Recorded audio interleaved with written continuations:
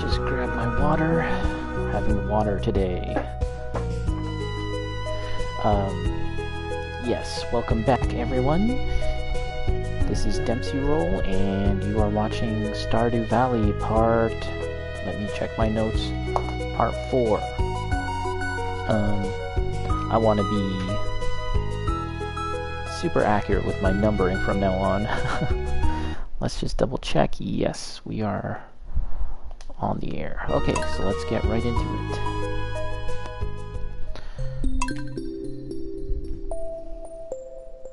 Today is a little bit of a late stream. I just figured I might as well get in a session before we, before it gets too late. I'd like to stream almost every day if I can help it. Okay, so hey, take a look. This is the fish tank that I got. And I think that's from the latest update, if I'm not mistaken. Really cool. Oh, let's pet the dog. Always gotta pet the dog. It's looking at the fish. What's this letter? Dear Ipo, tomorrow we'll be getting together for the flower dance. And you gotta find a partner. Yeah. I'm most likely not going to be able to dance with anyone. That's pretty much what happens every single time I play this game, and I start off. I pretty much ignore the social aspect of the game for a year, for the first year. And then when the next year comes around, I kind of get back to that stuff. Yeah, my first year I tend to just focus on, getting the farm up and running. And then year 2 is more about, like, expanding it and maintenance. But yeah, the first year I'm mostly just concerned with getting everything going. I don't need to water the plants, however, nope, nothing is grown either, so that's fine.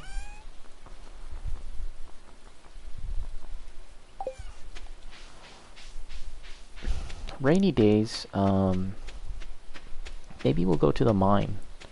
Maybe we'll find something good there. Let's see, what do we not need? You won't need an axe or that. You can drop off this stuff.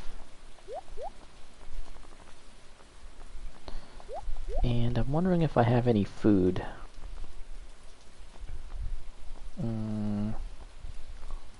13 energy and 40 energy. Oh, you know what? I might be able to make like those like granola bar snack things. Let me see. Oh yeah. Field snack. Let's just make a bunch of those. Sweet. We'll put back the rest of that stuff. Organize, organize. And yeah. Alright, that should be good enough, I think. And we're off to the mines. E3 has started, more or less. Jeff Keighley had his Summer Games Festival thing, although that's not officially a part of E3. And I fell asleep. I watched like the first few things. I saw Kojima revealed himself. Let's give Linus this.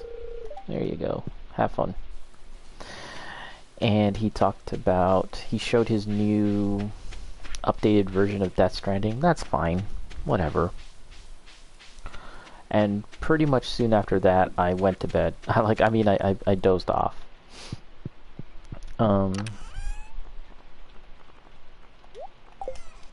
sure many of the games that they showed were cool, but I couldn't take it. My eyes were just so heavy. But of course that meant that I missed the ending, and the ending was the real juicy part. Um, and yeah, I was getting messages telling me to to check it out, and I was like, what? What's going on, huh? I honestly, like, I kind of hoped Elden Ring would make an appearance, but at the same time, like, I've been so disappointed time after time with E3 and various reveals and stuff that I just kind of didn't want to get my hopes up. But it was there, and it looked pretty cool. I would say it doesn't look amazing, like I wasn't blown away. It certainly didn't feel like a next-gen game, although you have to consider that when they did show it, when they did first reveal the game, we were kind of like firmly within last gen. So it kind of makes sense that it doesn't look too amazing.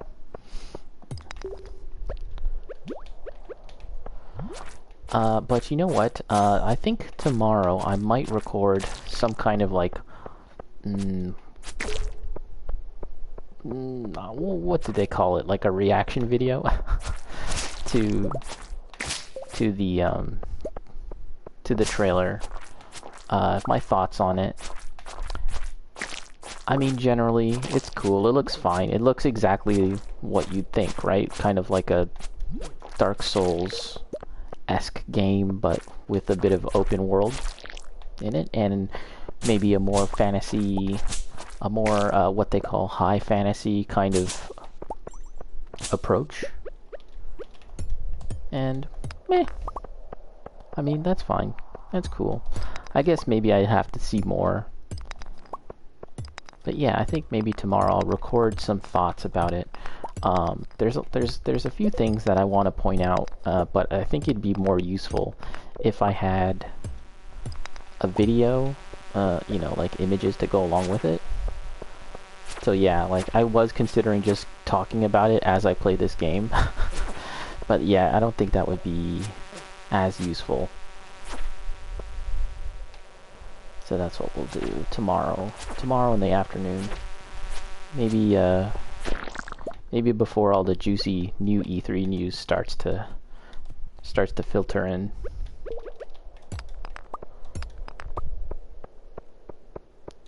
And I mean, what else did they show really at E3 today? Summer Games Fest, that is. I honestly can't remember too much. There was like an Evil Dead thing. We knew about that game.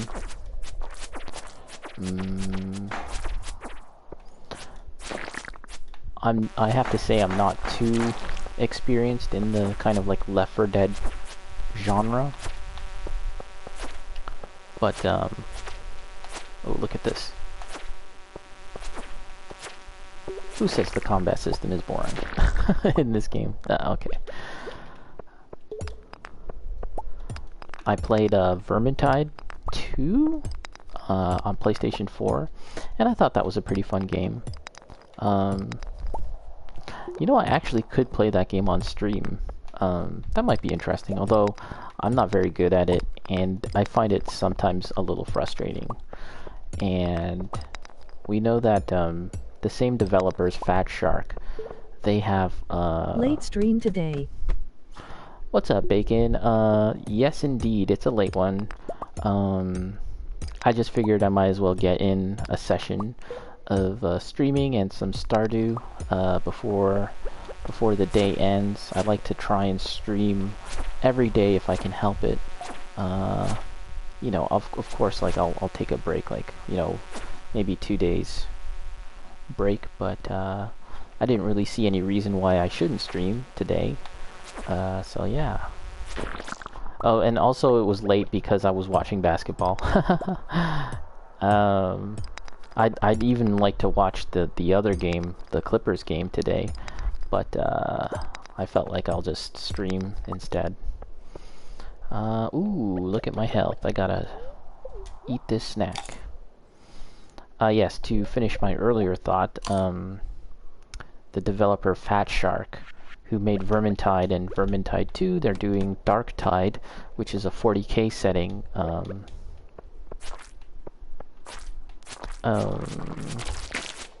Vermintide type game. It's basically the same idea except in the 40k setting. Cool.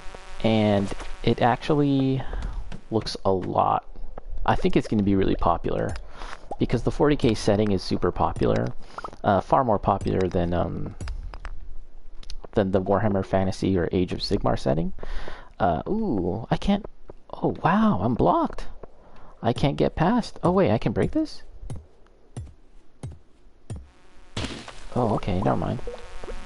Whoa, let's just go. Go down. Oh, nice, I got a treasure. Yeah, that game does sound pretty cool. Ooh, I got a better sword. Nice. Steel small sword. Let's equip it. Oh, I actually don't. You don't need to equip weapons in this game. You just select it from the menu here. Although I should clean up the menu. There we go. Ooh. Oh, we can even fish here. Take a look. Let's see what we get. Ooh. Ah, trash. But yeah, I'm just trying to think what other things aside from Elden Ring was shown today. I can't really recall anything all too interesting. How about you, Bacon? I know you already went over E3 with Mojo. Ooh, look at this one. Looks like a fast one. Death Stranding. Yep. Anything else other than that? I mean, Death Stranding, we already kind of know what that's all about. And that's it. That kind of sucks. Oh yeah, I had fallen asleep during most of it. That's why I don't remember. Ooh, oh crap, I missed it. Damn it. I was trying to get the treasure just now.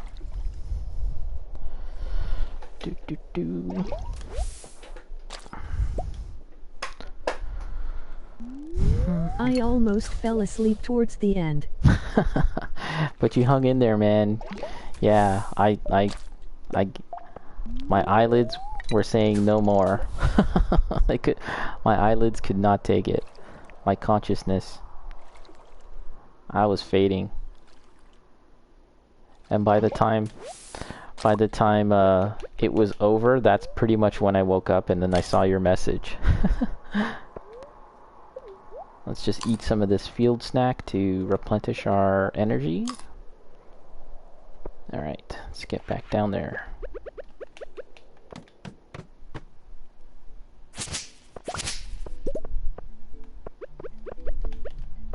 Ooh. Ooh.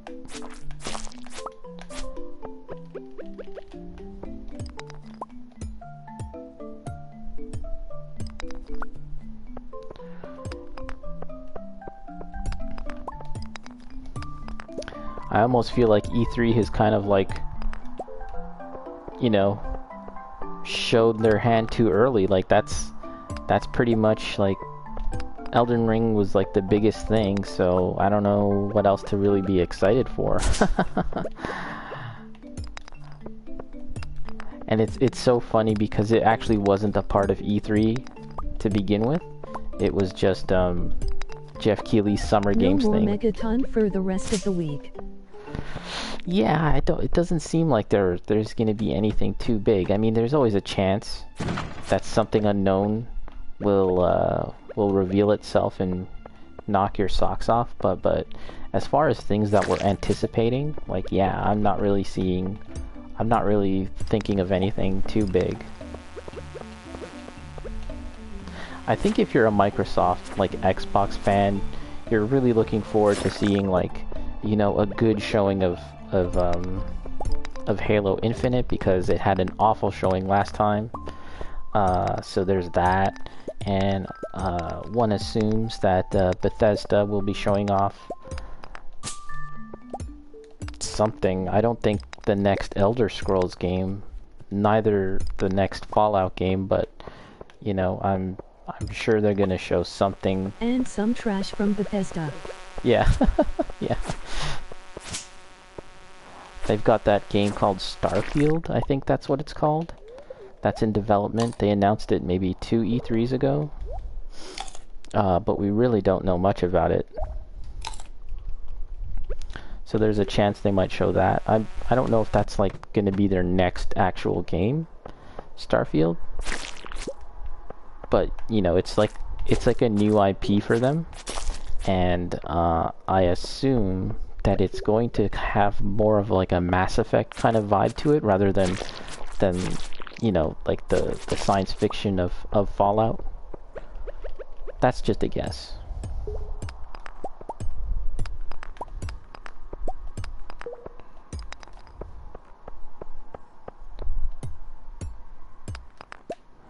It's so weird though. I almost feel like E3 isn't actually happening. Like, I don't know, it doesn't seem the same without like, you know, a physical event where like all these people, all these sweaty nerds are gonna get together and line up and watch trailers and get hype, and yeah, it doesn't seem real in a sense. Ooh, I got a dwarf scroll. How do I read those? Let's see. Artifact. Oh, okay, I have to give it to Gunter. Oh yeah. Ooh, it's 11:40. I gotta get back. I wasn't watching the time. Let's head back. I don't need any of that. Uh-oh. 12 o'clock. Can I make it back in time?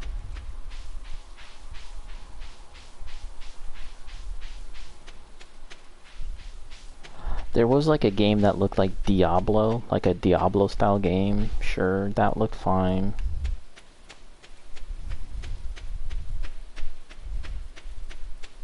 But yeah. Nothing by too Amazon. big. Published by Amazon. That one? Oh. Scary. Oh. There was something else from Amazon that they were advertising.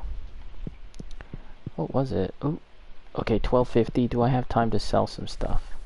Let's take a quick look at if I have anything to sell. Oh, a ghost fish. Ugh, that's a unique fish.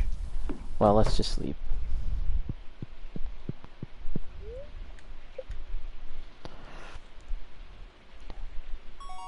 The New World or something. There was like some kind of game, like a RPG game that Amazon's making. I believe Amazon actually closed down many of their studios except for a few. Okay, what are we doing here? Ghost fish. Does that ghost fish press lots of stupid buttons? Yeah, they are actually making that one. Yeah. Oh, you know what I just noticed about this? When I put my cursor over an item that belongs to the community center, the community center logo right here, it kind of pulses. So look. And that tells me that I need to bring it there. That's pretty cool. I never noticed that. Okay, so let's see. I heard there will be lots of microtransaction. In that game? Well, then it's pretty much dead to me. I have no desire to play a microtransaction, a heavily microtransaction-based game. Yeah. No thanks. Let's see. Oh. Okay. There's stuff that I need to drop off. The trash. Seed, slime. Okay, that and that and that. And I need this. Okay. And now we'll throw away the trash. There you go, Bacon, there's the trash. Okay. So let's water our plants. Oh, you're gonna... Laid out a plan for it. Sounds like they will charge real money for certain items. Season pass, expansion. Let's see. So it sounds like it's kind of like Destiny in a sense. I don't know. So I might actually go back and watch that video, just because I'm kind of interested in seeing what the combat might be like. But my guess is it's probably not that great.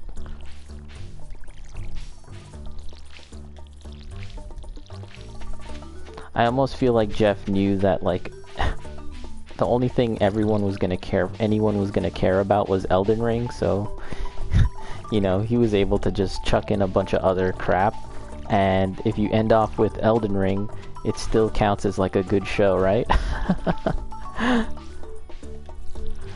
Gotta get Kojima in there.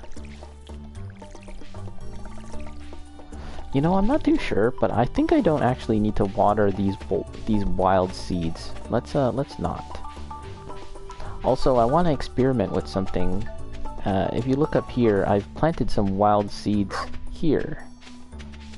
And I can water them, but I don't think I have to. We'll water these. So, I want to see if I actually can grow on the sand, so long as I, till it? Is that the proper term? So, I do this. Because now it looks like soil, right? I'm not sure if that's how it works. But let's head back into town, because we got some stuff to drop off.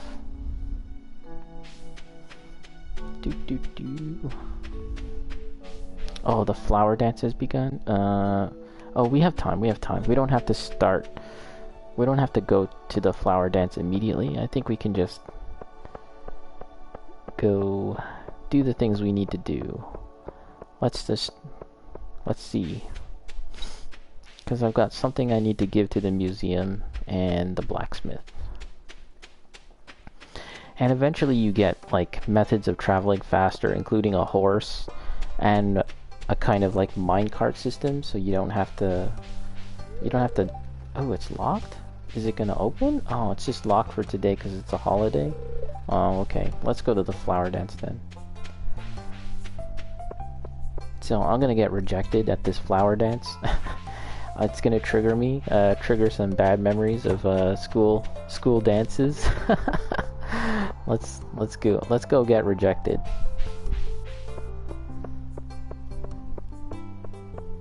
It's because I'm green. They're racist. So yeah, every month or season has like about 2 events, and the first one for spring was the egg hunt, and the second one is this, the flower dance. This is an area that you cannot normally access in the game. I can buy some exclusive things here.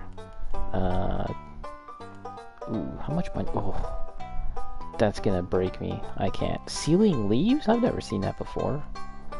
Let's get one of those, or 2. A rare crow. I like to get, anytime I play this game, I like to get all the rare crows. Yeah, I think you can only get this scarecrow at this event.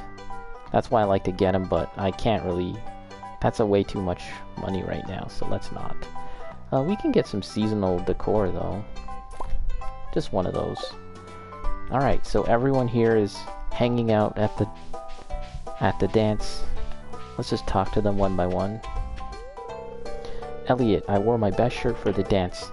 This sort of thing doesn't happen very often, so if now I talk to Elliot a second time, it's almost like I'm asking him to dance with me. See, yes? Ask Elliot to be your dance partner. Never mind. But how about her? Leia. Glad to see you. See, I'll ask her to be my dance partner. I'll be honest, I don't want to dance with you. Damn. Cold-hearted. Yeah, and everyone is like that, pretty much. Because I haven't been interacting with them. I should have brought my fishing pole. Practically everyone. Some people just don't. You can't even ask them. Frog season is really starting to pick up.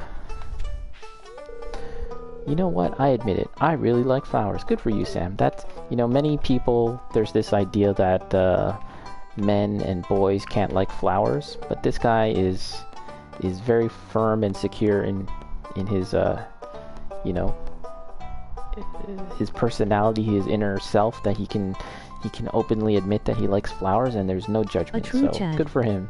A true Chad. Alright, so never mind. I can ask him, but I won't. This is the drunk lady, Pam. Sweet wine, a babbling brook, warm air. Did I mention the wine? We get it. Sebastian, ugh. Abigail, I really hate dancing in front of everyone. It's so embarrassing. Mom makes me do it. You know, some of the girls that you can date in this game seem younger than others. Abigail definitely seems more like a teen, and then others seem like they're in their 20s or older, but they never say. See, let's ask her. That's flattering, but I'm gonna have to say no, sorry. And again, this is all because I haven't really interacted very much with the people here. I haven't given them enough gifts and stuff, but once you do, you'll be able to dance with them. But let's just see, maybe we can get somebody. Excellent sauce, slurp. This green stuff is spicy. Crunch, ow. Yeah, so that guy likes spicy food. That's like a hint, and then if you get some peppers, if you grow peppers, you can give them to him. Springtime dances can be traced back to ancient fertility rituals. You should know about this stuff, farmer. Something about this guy, he seems like he's a robot. I don't know, it's weird. Robin, the air smells so sweet with all these flowers. Robin is married to Demetrius, so you can't even ask her. As is Jody here. She's married to someone who's not in the town right now, but in year 2 you will meet her husband. So that's kind of cool too. Like as you play the game, certain dynamics and certain characters like reveal themselves. So that's pretty cool. Are you dancing today, Ipo? No, no one likes me. There's Caroline. I wish Pierre would spend his time with the family. Yeah, so this is Pierre, and he's far too money focused. Okay, so there's Emily. I'm stuffed. Have you tried the red jelly yet? Ask her, let's see what she says. I'm very sorry, but I've already agreed to dance with someone else. Well then. Here's Clint. I wonder if Emily would dance with me. Oh, it's kind of creepy, just standing there staring at her. There's Maru. I like dancing, but this one is a little stilted. The old-timers really love it, though. Let's try and ask. I'm flattered, but no. Jeez. I'm working up the courage to ask someone to dance with me. So this guy here, Harvey, he's the doctor, and Maru works as a nurse for him, but he kind of likes her. Like if you talk to him enough times, you kind of pick up that he likes her. But as I said before, some of the girls that you can date in this game seem younger than others, and Maru, oh, you can't bring up her portrait. Maybe if oh no, I can't bring up the menu, but Maru looks really young to me. I think it's the overalls. I don't know, something about the overalls makes her seem like she's a kid. Here's Penny. Gulp, I'm nervous. Yes, ask her to dance? Oh, no thanks. Yeah, so I'm running out of options here. I don't think anyone's gonna dance with me. Here's Linus. Hello there. It's nice of you to talk to me. Spring is almost over. What a shame. Linus is cool. Marnie. Love is in the air and I'm single. You can't date or dance with Marnie. Does she like this guy? Marlon? Marnie looks lovely today. She's just right there. Here's Haley. And I don't know if you were here, Bacon, but oh, I think you were. Engine was here when he saw Haley, and he was like, "Oh, can I date Haley? Can I marry her?" I'm practicing my dance moves. It needs to be perfect. Haley seems a little too ditzy for me. I don't know.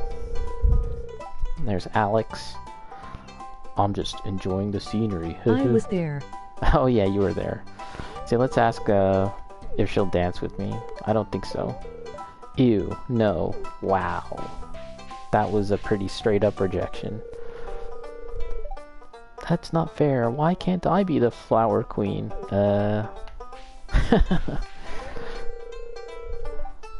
Someday I'm going to be the flower queen.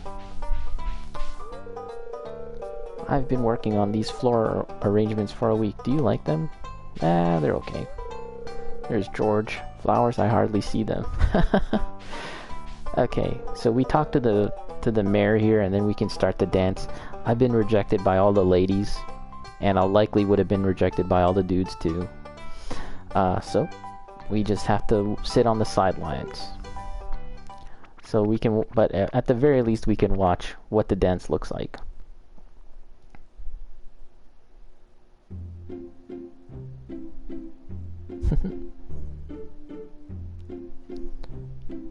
Yeah, this is the only time you see the characters in these outfits during the summer dance. Oh, maybe when you get married?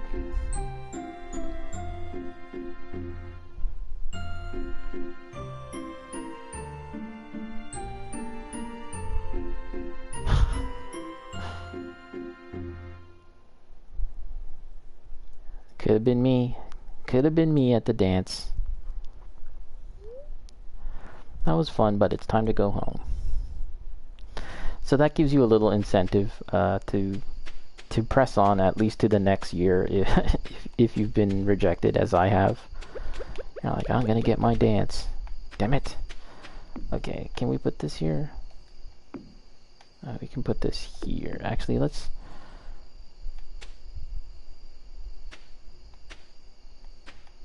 Well, let's put that there for now. I think there might be... No, I thought there might be like a hidden message here, but evidently not.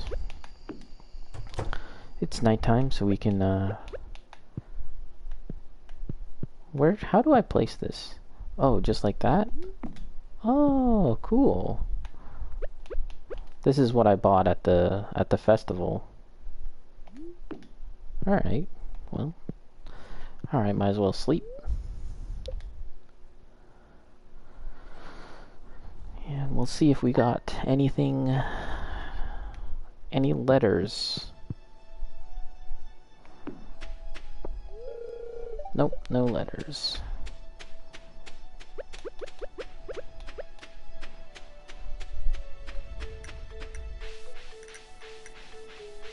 Oh, looks like we've got cauliflower. Yay! It came in.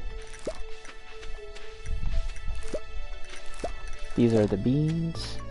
And here are 3 cauliflower that oh, it's not ready yet. Maybe tomorrow, though. I thought it was ready. It almost looked like it was.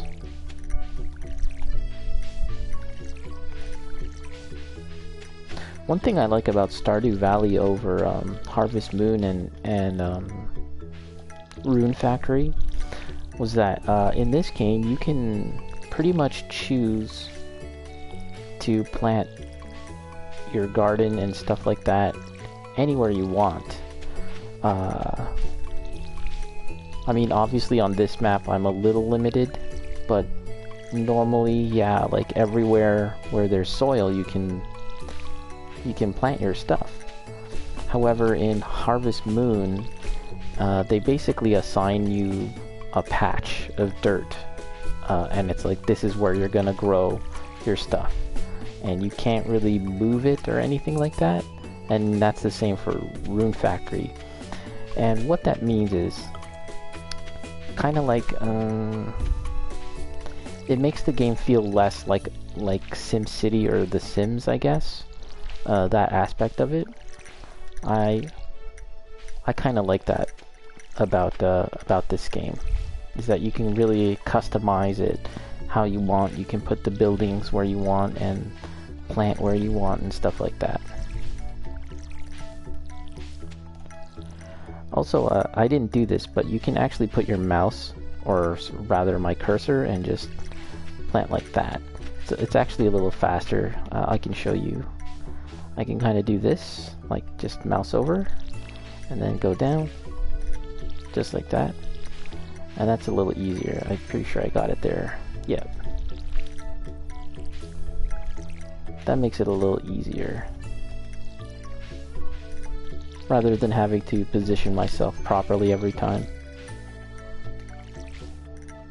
And there we are. Are these watered? I think I watered them. So how about we just pass,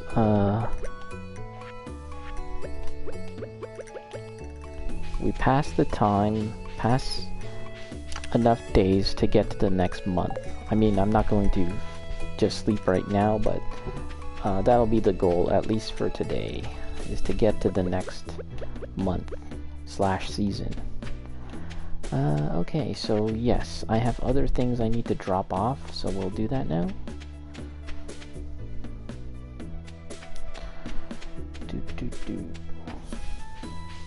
Yeah, I was thinking I would talk about various E3 things that we saw today while I play, but then I realized that there's nothing much to talk about other than the obvious stuff.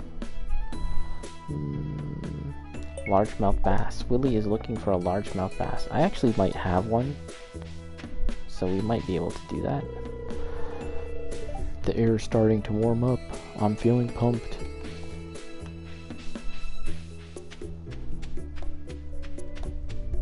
Oh look, the mare's gardening. The saloon can get pretty lively at night. Oh, we've heard that line of dialogue before.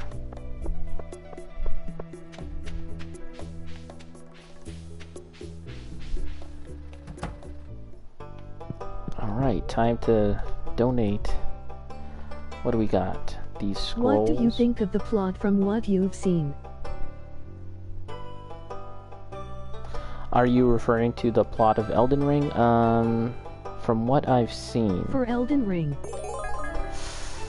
Let us see. What do I think about the plot? Okay, well, I'll tell you this. It's not necessarily a plot thing, but it's something that I've noticed visually about the game that differs from other Souls games. I'll say that it looks... Oh, let me get my reward first. Starfruit seeds? Cool. I'd say that visually it looks like at first glance you might think, yeah, it looks like a Souls game, but there's open world and horses. So whatever. I would say that there is a difference visually and stylistically. Some people call it high fantasy. It's a term that that exists amongst nerds, but I'm not sure if actual literary scholars recognize the difference. But yes, I would say that the visual styling is more like high fantasy rather than something like what you might see in Game of Thrones, which people might describe as low fantasy.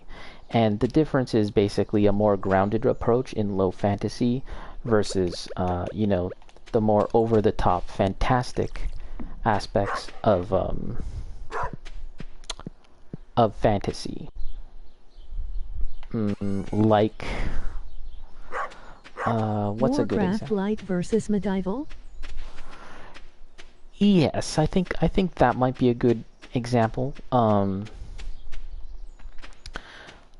Another good example is actually, let me just pause for a second. Another good example is like Warhammer Age of Sigmar. That's the new setting for Warhammer, and I would definitely call that high fantasy.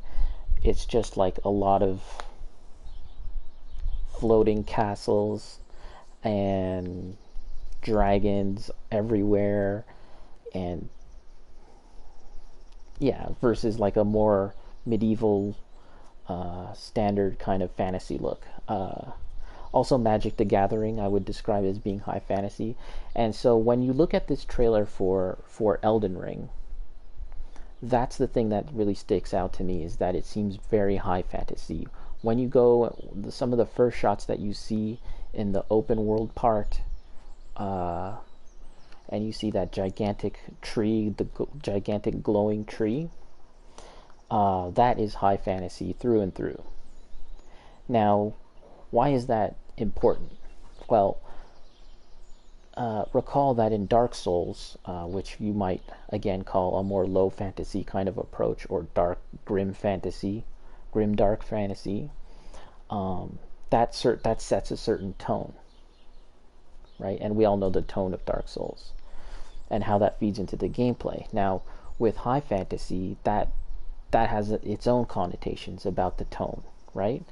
And as you mentioned, there's Warcraft as an example. So that immediately brings its own kind of connotations about what you might come to expect from it. And the other thing that I find interesting about high fantasy, and in particular the shot with the large golden tree, you might call it Yggdrasil. That's like a Norse mythological tree, the world tree. People who have watched Thor remember that term being used. But that is another reference to Berserk. A large golden glowing tree like that, that sort of like permeates and pervades throughout the entire land. And I know I just have the pause screen here. Let's look at the map so we can at least look at something. Here we go. Yeah, I don't want to just walk around the world because that would pass the time, right? Let me pet my dog. Oh, he's already been petted? Okay. Oh, you know what? I gotta get to the... Let me take a slight break from my long spiel here as I get to my...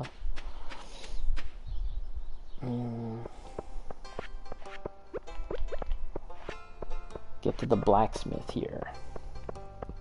Oh, and also let me get a drink of water as I'm talking a lot. And yeah, so tomorrow I think I might record a video as I go through the trailer, and I can go through this and have visual aids, and that'll probably be a lot more informative and useful, and I'll put that up on YouTube. But anyways, let me just quickly do this and I'll get back to my point. Nope, not shop. Process. We got 2 of these. Ooh, I have to drop that off at the library. And that as well, I think. Alright.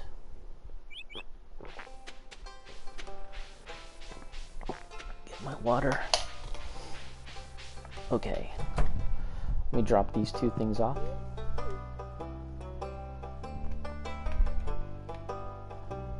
This looks like a stone, so we can drop it off here, and this too.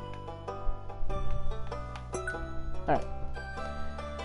Now I can return to my point. So,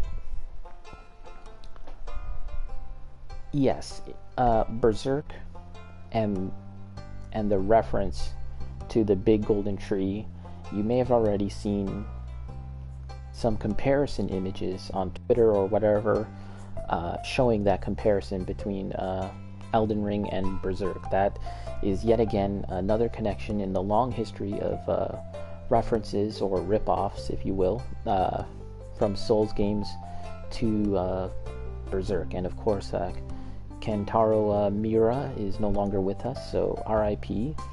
But it's a very interesting reference for a few reasons. Now, if you recall, I was talking about Dark Souls and its sort of low fantasy or grimdark fantasy look. And many people associate Berserk with that very same stylistic choice of fantasy.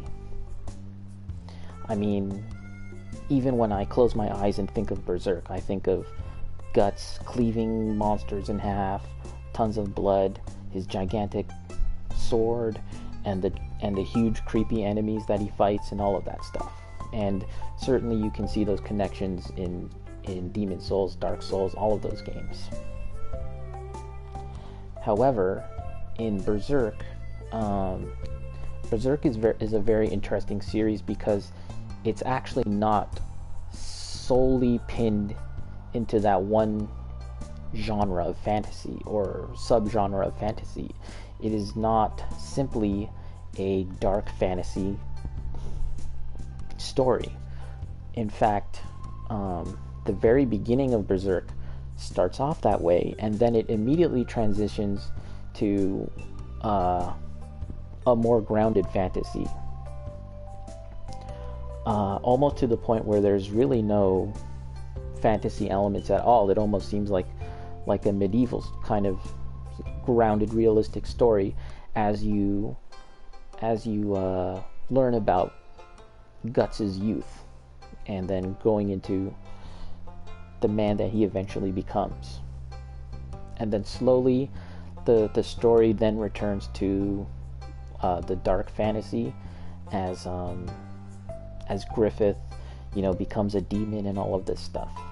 And all of that is all very much in keeping with Dark Souls. However, in the later parts of Berserk, what I would call like where the story is presently and will, I'm guessing, forever will be now, the story of Berserk actually transitions into high fantasy. And that's when, without spoiling too much, that's when Griffith kind of ascends and kind of becomes like this godlike being that bestows many fortunes upon the world. And one of those fortunes, one of the benefits of Griffith taking over like the world, not the world, but like, taking over, is that there's this gigantic golden tree. And it's not only that, but just the vibe and everything is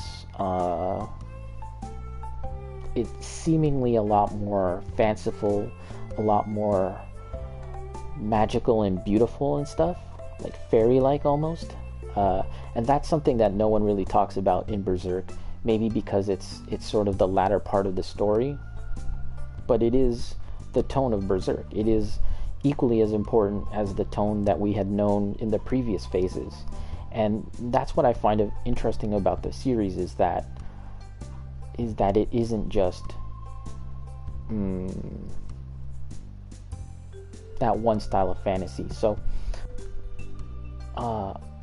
this is why I find it interesting that Miyazaki is referencing this kind of thing for Elden Ring,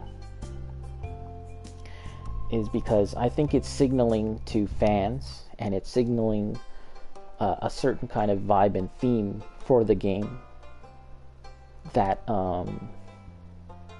that you're gonna have to that you are to expect. Like, yes, it's gonna be dark and stuff too, of course, but yeah, it's gonna be a lot more fantasy-like, high fantasy than we've ever seen before.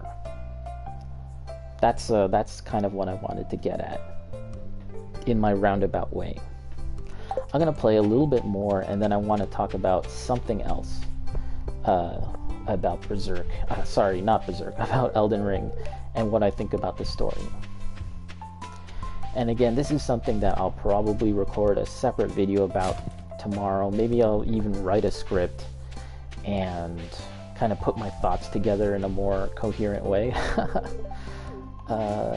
But yeah, I will definitely do that. Oh yeah, so now we can actually get back up here to the community center, and I will drop off this fish.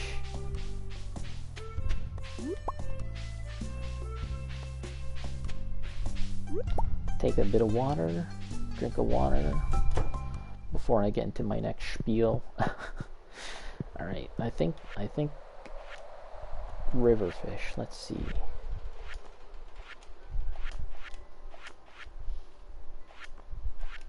Okay. Yes, this is the fish, specialty fish. And I don't think anything else, I don't think I have anything else. I just need 2 more of those. Alright, so I think I'll go back to my farm, and now I will try and craft some stuff.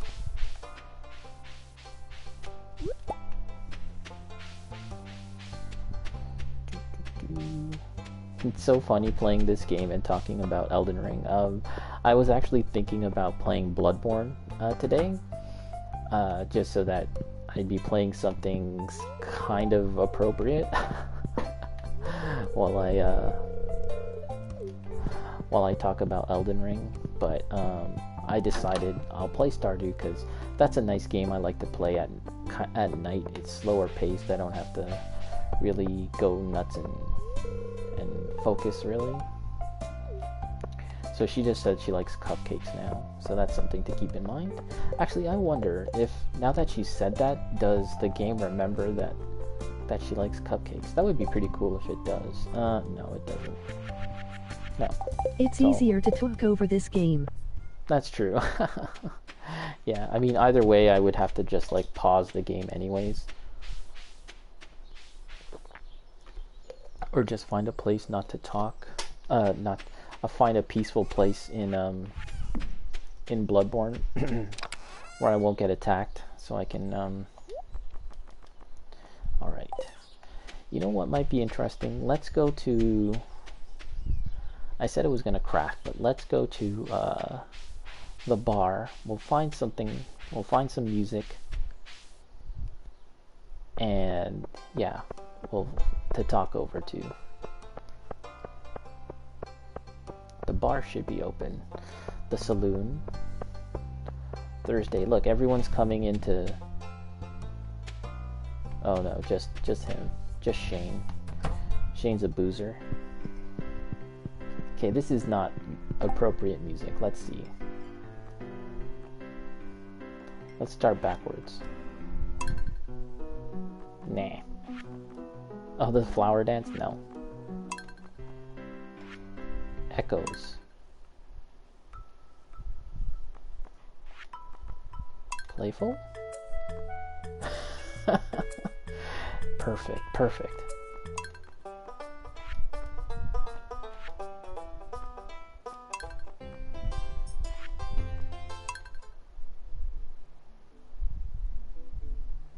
Star Lumpy. Oh, okay.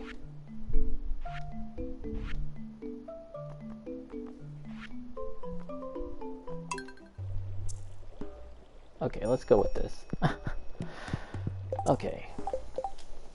Let's go to the map screen. Whoops.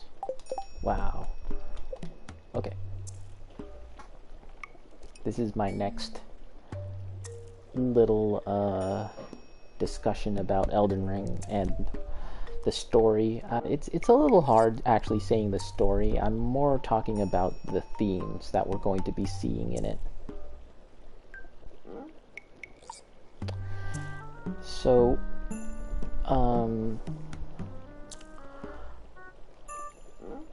you probably have noticed by now that there's a lot of arms in the game, and even from the original trailer, you could see that arms was a kind of motif in the game. There are prosthetic arms. We saw that a character can detach their arm and put on a different one. And we've seen multiple enemies where it seems like arms and hands are kind of a theme.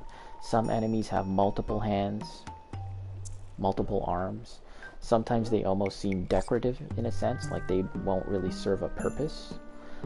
There was an enemy that had hands kind of like lining their back, like their shoulders, almost in a decorative way.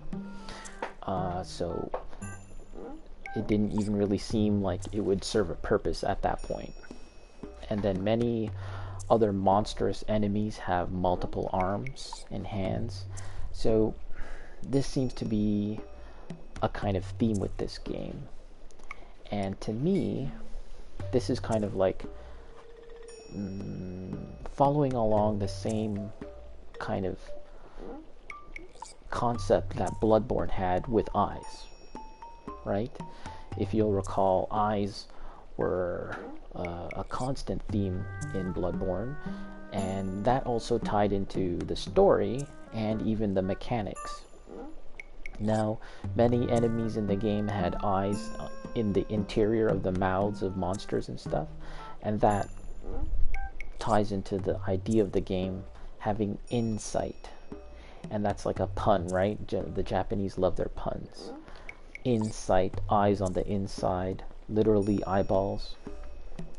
And of course, we know that insight in the game has a very important role to play in terms of understanding the themes of the game and mechanically how you perceive the world and how you can manipulate and use insight to get more power and all of that stuff. Or even ultimately turn you into a slug. So now, having known that, let's actually go a little bit further back and think about the other kind of themes that we've had in Souls games. I'm talking about the soul and humanity. These are abstract concepts, unlike arms and hands and eyes, right? However, when you have such an abstract theme such as humanity and the soul, that makes for a very difficult connection in terms of having a story connect to the physical act of playing the game and have a really strong visual theme and motif. Because how do you represent the soul? How do you represent humanity? You know that when you play the game, there are representations of those things, but they're highly abstract, and they aren't very strong in the sense of making you feel a real connection to the game, even on some kind of subconscious level. So I think when FromSoft got to the point with Bloodborne and the whole eye idea and insight, I think that kind of clicked with them, that they found a really interesting way of tying all those things together. And so with Elden Ring, you're seeing an extension of that, arms and hands as a visual motif. Again and again, we're seeing that reinforced, and we don't know yet for any certain degree, but that's going to be a thing in this game. We don't know mechanically how that's going to impact the game. We don't really even know in a story sense how that's going to impact the game, but expect that as a theme that's going to be reoccurring a lot. And another thing I want to talk about with regards to hands is that you've seen in the game the monsters have multiple limbs, and we've actually seen a few bad guys and monsters in Bloodborne that do this too. Primarily Ludwig, one of the best bosses in all of Souls games, he's like this human horse hybrid with limbs and arms and legs splayed out all over its body, jutting out in awkward ways, and he's quite a horrific monster. But mechanically and in terms of combat, it makes for a very interesting challenge, because when he's swinging around and attacking, those limbs are very deceptive. It's hard to fully discern which way those attacks are even coming from, and it really communicates that this is a wild, mutated beast. And it is one of the most challenging fights in the game too. And that's partially why. It's just that if you're fighting a humanoid enemy with just two limbs and two arms and two legs, you as a player can more easily understand how those attacks are going to come at you, right? You understand the wind-up, you understand the direction, the length, because you're a human and you understand that. But when you fight a monster like Ludwig with multiple arms and limbs all over the place, and he's swinging like a beast, all of that becomes jumbled in your brain. You can't really discern Like, if I asked you right now to like draw the silhouette of Ludwig, it would probably be really hard because he is just a big lump of muscle and limbs. So I'm explaining this because what we're seeing in Elden Ring is kind of, again, I think an evolution of that. I think the enemies are going to be challenging to fight because it's going to be a little harder to tell the directionality of their attacks for that reason. In a similar way to Ludwig. Maybe not as bad, because not every enemy can be so crazy and weird and wild like that.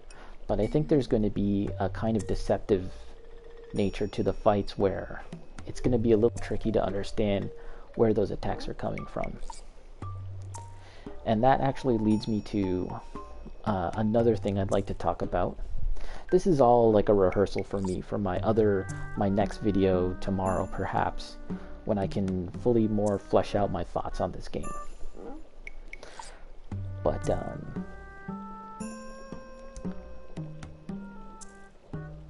let me get a drink of water.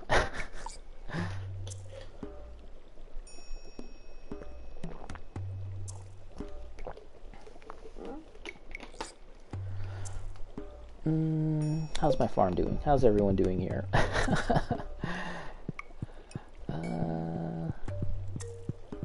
Okay. So,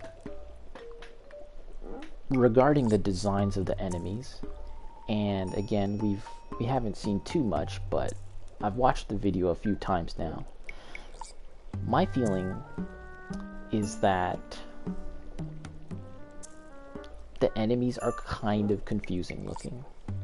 And it's not just an issue of them having a lot of limbs and everything that I was talking about just now. I find that some of the enemies that were shown, they look really visually noisy in terms of their design. And it kind of goes back to this idea of a silhouette, right? Matt Groening, who created The Simpsons, has this thing where he was like, if you were to draw a silhouette of all the family of The Simpsons, just like their black shadow shape, you wouldn't understand who each of them is, right? Obviously Marge with the long hair and Homer with his belly, so on and so forth. That's strong visual design. I can't say that about many of the enemies that we've seen thus far for Elden Ring. They look like a bunch of noisy, overcomplicated elements jumbled together in an unpleasing way. At least some of them do. Recall the last boss type character that you see at the end of the trailer? He has this one gigantic arm. It's this weird red crab claw sword thing on one of his arms, and it's kinda like how you can tell what moves are being used in a fighting game by looking at the silhouette. Exactly, Bacon. That's exactly it.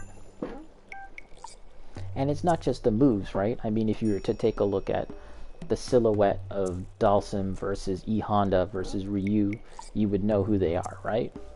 Now, Ken and Ryu, that's a little more fuzzy, but that's because they're supposed to be connected. But I think that having such confusing design for the enemies, it's just gonna make for a less memorable experience, I think, because I can picture Ludwig in my mind. I can picture Sif in my mind. I can picture so many memorable Souls enemies and bosses, right? But that ending scene, and remember that this is something that From Software put at the end of the trailer, so they wanted you to remember this guy, right? He's supposed to be a significant boss or something like that. and yet it doesn't seem very memorable to me. Something about that character that we saw, when I close my eyes and think about that character, that boss, or whatever it was, all I can think of is that it has this gigantic big red claw thing that I don't even know what it is. I can't remember and recall it. So that's a concern to me.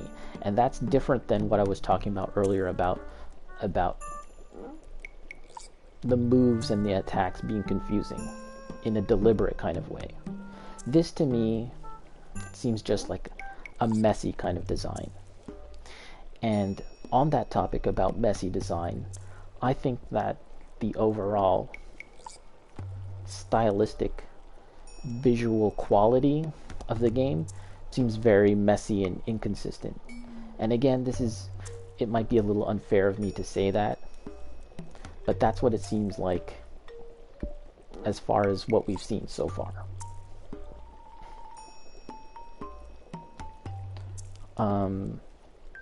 A lot of the open world parts, like the scene with the big tree and all of that, when you're riding your horse, it doesn't seem as From-like, to be honest. When I think of From as a studio that makes games, I think of a studio that just has a really strong visual theme and visual core to their games. Bloodborne, obviously, a bit dark. generic looking. Yes, Bacon, it's a bit generic looking. It's like, yes, we want it to look like high fantasy. We want it to be more colorful now. But it just seems like FromSoft, they're not entirely comfortable working in that style. That's what I want to say. They're not entirely comfortable working in a more fanciful, high fantasy, colorful, whimsical kind of way. And maybe that's because the game isn't going to be full on that way, and there's always going to be a dark tint to it. But I think even considering that, those sections of the game, from what we've seen, don't seem as well considered as the scenes in the trailer that you see where it's a dungeon, where there's clearly like an Anne Orlando type cathedral type thing in the tight corridor spaces. All of those classic FromSoft, Demon Souls, Dark Souls, dungeon type areas, all of those are like chef's kiss, like so good. They look exactly how they should, right? It seems like just a huge step in quality to me compared to those bigger open world scenes.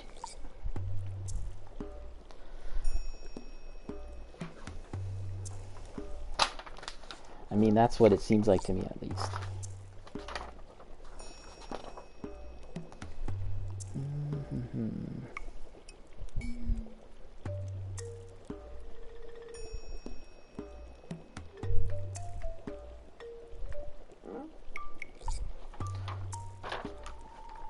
Okay, so you can feel those areas have their own story to tell. The cave type ones, or sorry, the dungeon type and ones. And a unique history.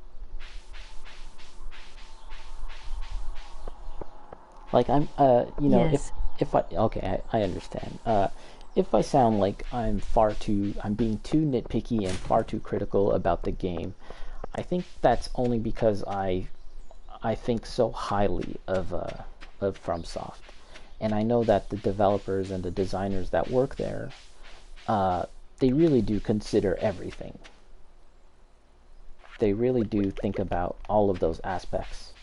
So it's not being nitpicky, but I'm just trying to really get in their headspace, get into their mind space about what they're thinking of. That's what I'm trying to understand.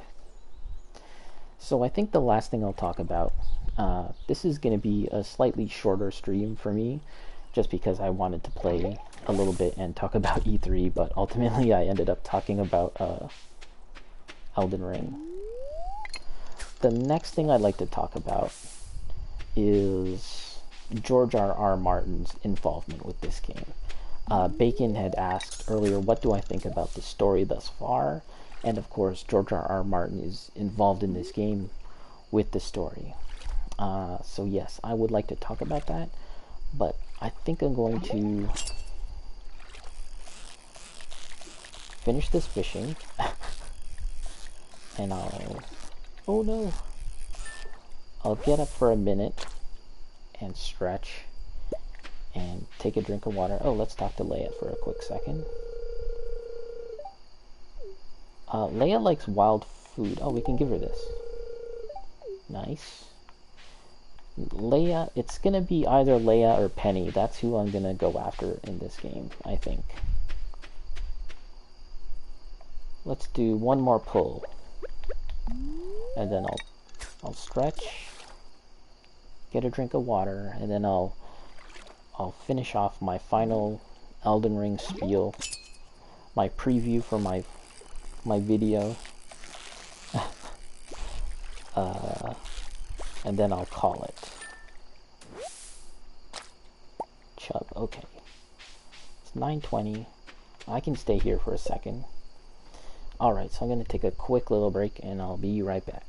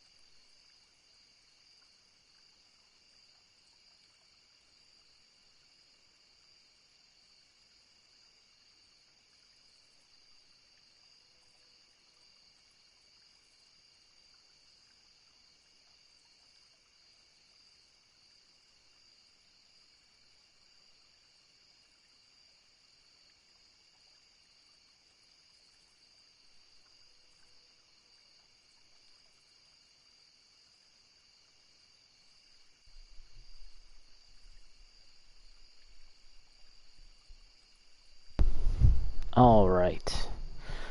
I am back. Let's just get the map out.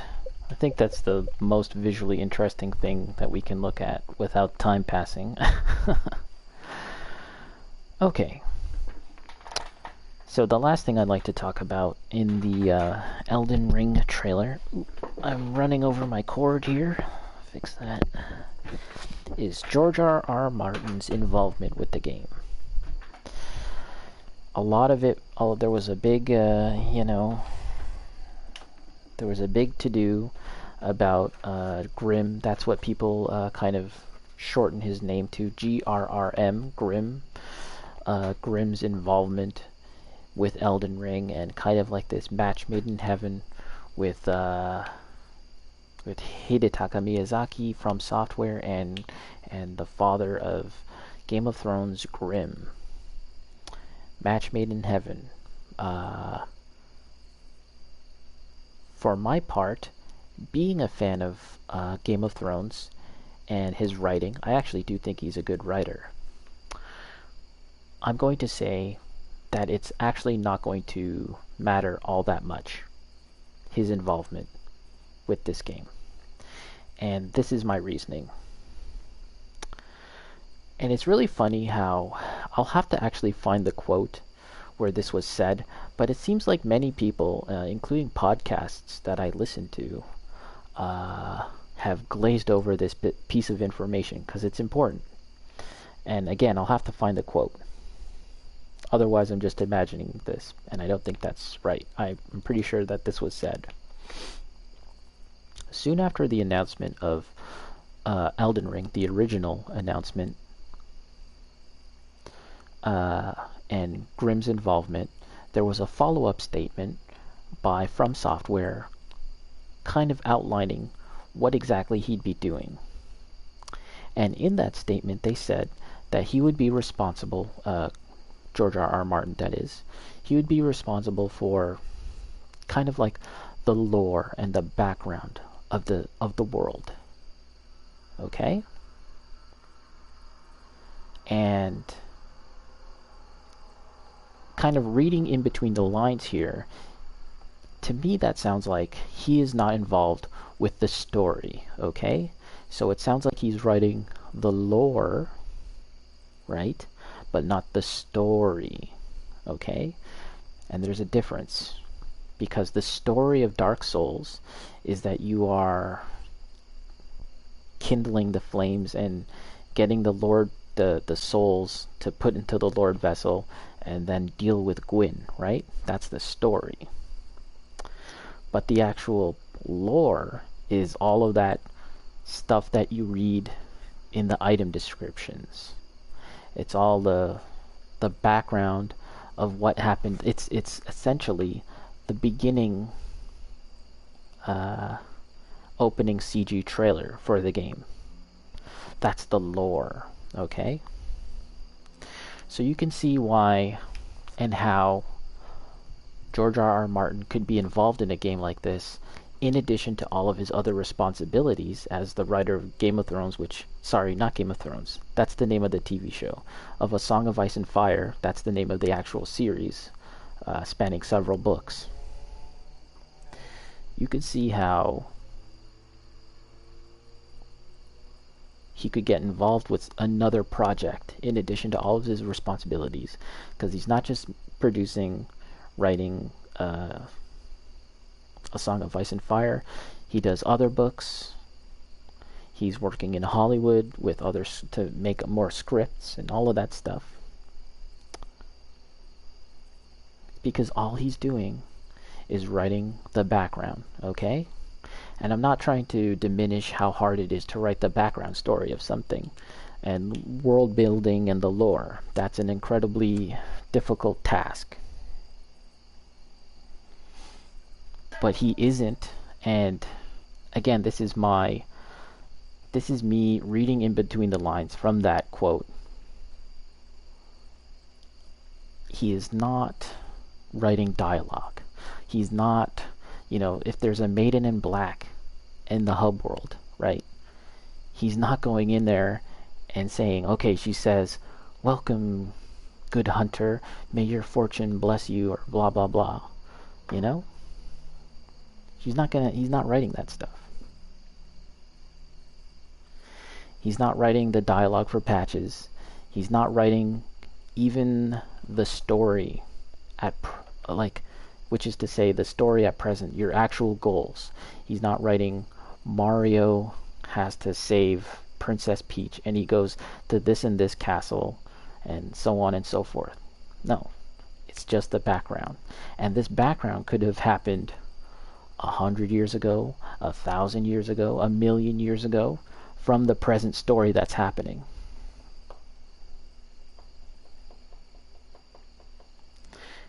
So in one sense, I think it's kind of unimportant, his involvement with this game. But in another sense, I think it's actually pretty interesting and kind of awesome that he's involved with this game. And I'll tell you why.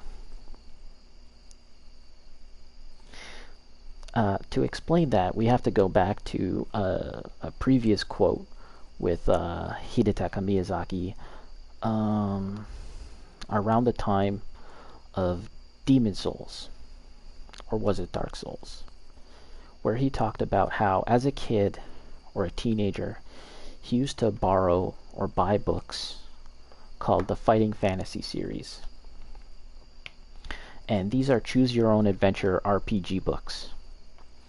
With artwork, by the way, very reminiscent of the things that you would see in Dark Souls and Demon Souls many, many years later. But those books were English, and he didn't understand English. So all he could do, really, was look at the pictures and kind of form his own story and with his imagination about everything that was happening, right? He could put together some semblance of a story just by looking at those pictures. And I'm thinking that a similar kind of process is happening now with the relationship between George R.R. Martin, Grimm, and Hidetaka Miyazaki and his other writing staff, because I don't want to say that it's just him writing the story, just those two. There's, of course, a huge staff that's going to be involved writing the story of this game and crafting it. And they don't get enough credit. This is how I imagine the workflow is going to occur for Elden Ring. Once everything was agreed to that they'd be working on this project, they just said, hey, George R.R. Martin, do it. You know, just do it, man. Do your thing, because we love you. And then do it.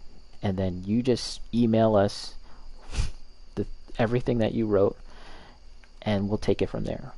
That's actually how I think it's going to work. I don't really think there's going to be too much of a back and forth in terms of their dialogue. I mean, maybe clarifications will be made. Maybe there's more interaction, but that's kind of the long and short of it. And so then Miyazaki and his writers take this lore, take this background, and then they say, okay, this is the background of our world. Now we get to make a story that's built on top of it, another layer on top of it. Much in the same way that in Dark Souls, in Bloodborne, we know that there's a whole story that happened, a whole history that happened in the past with those games, right? From the college or the learning church or whatever in Bloodborne to to the battle of the gods versus the dragons in Dark Souls. That's a huge epic story, right? That could be a movie in its own, but we don't know that story really. That's just something that happened in the past. But the actual story of the game is you're just a dude, and you gotta go and link the flames and blah blah blah, right? So that's what I think Miyazaki and the writers at From, that's what I think they're doing. That they're just going to take that script, take that lore, who knows how big it is, it could be 100 pages, it could be 12 pages. And they're going to build on top of it in whatever way they see fit. Because I'll tell you what, I don't think George R.R. Martin went in there and said, yeah, the thing about this game is that everyone has arms. Everyone has multiple arms, and the more arms you have, that means the cooler guy you are. You know, it's kind of like your Dragon Ball meter. You know, your power levels, arms and hands. It's all about that. It's not about eyes anymore, guys. It's all about hands. I don't think he wrote that, right? It's From who really is going to take those words and shape it into something more concrete. in whatever way they see fit. And I think that the writers at From are talented enough, as is George R. R. Martin, by the way, to create something that's going I'm to... pretty sure the golden tree is not his idea. No, it's not. You know, that would most likely be a reference from Berserk, right? But here's another thing I want to say. Obviously, Bandai Namco, they're doing the smart thing, the smart business thing, in saying George R. R. Martin, from the creator of Game of Thrones, right? So it puts it into your head that, yeah, Game of Thrones, I like that thing, or at least I used to like that thing. Let's not talk about the final season of Game of Thrones. So that puts it into your head that this game is going to bear some resemblance to Game of Thrones and Dark Souls. It's a match made in heaven, blah, blah, blah. But everything that you're seeing, and everything that you're seeing about this game, actually doesn't bear too much resemblance to Dark Souls. It doesn't bear too much resemblance to Game of Thrones, right? It kind of goes against the marketing. And last point is that I think that's part of the reason why George R. R. Martin even decided in the first place to want to work with these guys. Because FromSoft, they're stuck in a rut. Look at the plot of Dark Souls 3. The plot of Dark Souls 3 is, it's done. It's over. We gotta move on to the next thing. That's literally the plot of Dark Souls 3. The Age of Fire is over. The Age of Souls is over. Something else is coming. And from George R. R. Martin's perspective, I could easily see him being approached to work on this with the idea that, yes, we want a fantasy game, but it doesn't have to be... We're not expecting Game of Thrones. We want you to write for this, but we don't want you to just write the thing that you're super popular and known for, because he's a creative person, right? And in fact, he's written a number of books, dozens and dozens of books, that aren't A Song of Ice and Fire. He has a superhero line of books, which is also turning into a HBO series. He has some science fiction stuff going on. He writes a bunch of other stuff. But all everyone knows him for is Game of Thrones nowadays, right? So I could see how this is a nice opportunity for him to depart, to do something a little different, right? For both of them, while still working in a somewhat similar framework, right? Because at the end of the day, this thing has got to sell, and it's got to be like those things, whether it be Dark Souls, whether it be A Song of Ice and Fire. It still has to resemble those things in some fashion. But I think they allowed themselves, both of them, they both allowed themselves to go beyond and do something different. And to tie back to what I was saying earlier, this is why we are seeing a more high fantasy approach, right? In addition to the open world aspect. And, I don't know how truly open world it is, but again, it's that sense of adventure, Can you say that the Dark Souls games had a true sense of adventure in the fantasy sense?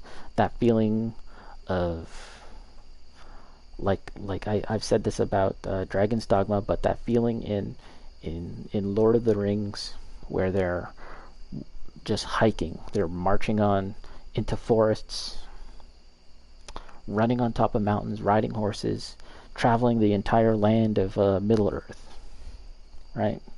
That's the fantasy sense of adventure. And Elden Ring, being an open world game, I think is also going to sell you on that idea as well.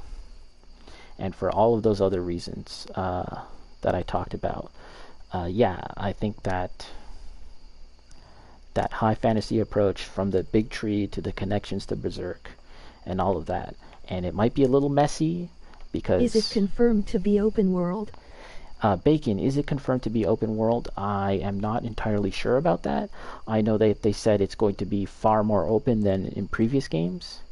But we have to remember that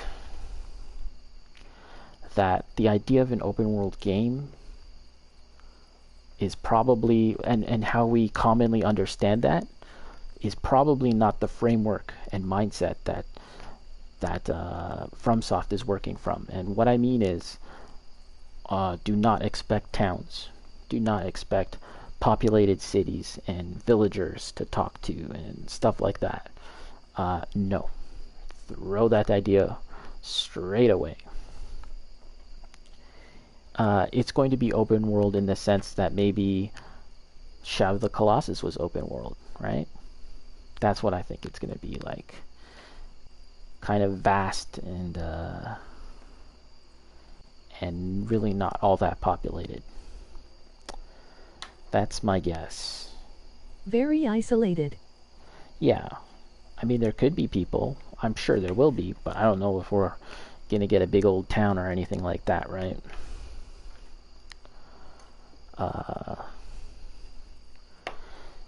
Yeah, well, I think that's going to be it for me. I felt like I covered a decent amount of ground for my thoughts about this game.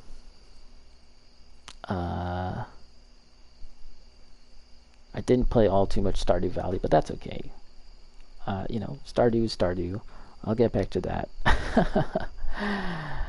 And yeah, I will probably watch the trailer a few more times, put together my thoughts, maybe write down some notes. Hopefully I remember all the things I talked about just now. Hopefully it was kind of coherent, and for anyone listening now or in the future, they are able to get something out of it. Or maybe I'm just rambling like a crazy person, and when the game comes out, it'll be nothing like I talked about. I would welcome it. I would welcome it. Bring it on. But for now, I think I will end my stream. I want to thank everyone for watching and listening. This is basically just a podcast for me at this point. And I'll talk to you later. Thanks again, everyone. I'll catch you later.